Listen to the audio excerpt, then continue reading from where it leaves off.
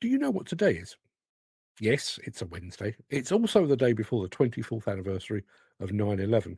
It's the birthday of golfer Arnold Palmer, of actor Colin Firth, and of Aerosmith guitarist Joe Perry. But beyond that, today is World Suicide Prevention Day.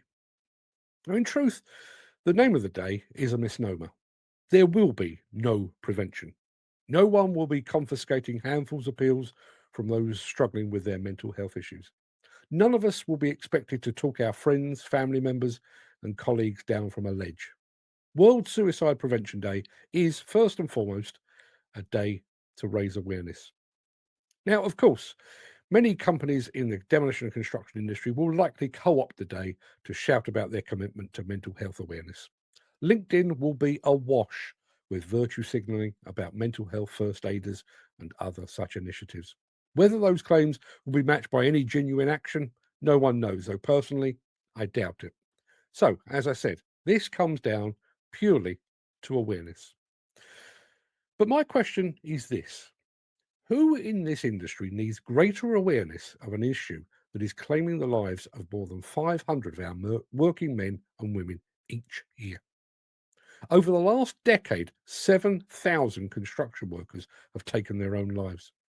In 2020, the suicide rate among construction workers was 3.7 times higher than the national average, according to the Office for National Statistics. A 2019 survey found that more than a quarter of construction professionals had considered suicide, and 56% worked for organisations with no mental health policy whatsoever. Mental health related absences cost the industry £2.7 billion a year, and nearly a third of self employed workers report living with daily anxiety. And just to be clear, this isn't just a loose amalgam of numbers I've pulled out of my arse or plucked from the ether.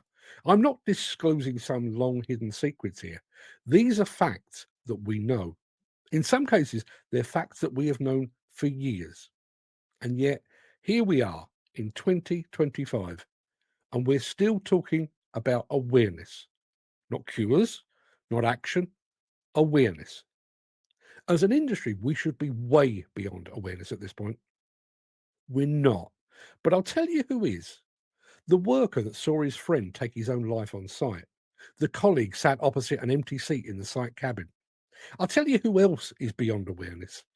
The wife who saw her husband leave for work, but never saw him come home again. The child that kissed their father goodbye permanently. For an industry that can conjure a housing development out of thin air, that can make a tower block vanish in a matter of weeks, that lack of action is entirely at odds with the sector's balls to the wall, pedal to the metal reputation. Demolition and construction is an industry of action and of progress, yet not, it seems, when it comes to mental health awareness and suicide prevention. There are exceptions, of course, small islands of care, compassion, and empathy in a sea of apathy and inaction. The team at Construction Sport, for example, are fighting a noble and valiant battle at site level and using sport as a medium to get workers to open up to each other. But they're small. They lack funding to allow them to roll out their program on a wider basis.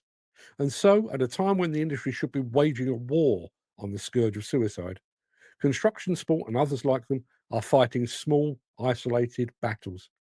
They're a guerrilla force facing down a much larger enemy, an enemy that has them outgunned, an enemy that continues to claim lives. Now, admirable though their efforts are, construction sport and their like shouldn't be necessary. Not in 2025, not in a modern professional industry sector. As an industry, we can point to our accomplishments: the new homes, the new hospitals, the railway lines, the airports, the office blocks. We can point to the billions in turnover, the millions in profit, in CEO salaries, in shareholder dividends, and in employees. But until we move from suicide awareness to actual suicide prevention, all of that will continue to be built upon the graves of those that take their lives in service to this industry, fueled with the blood of workers ground beneath the wheels of an uncaring business. And for all its many achievements, suicide will remain an indelible stain upon this sector.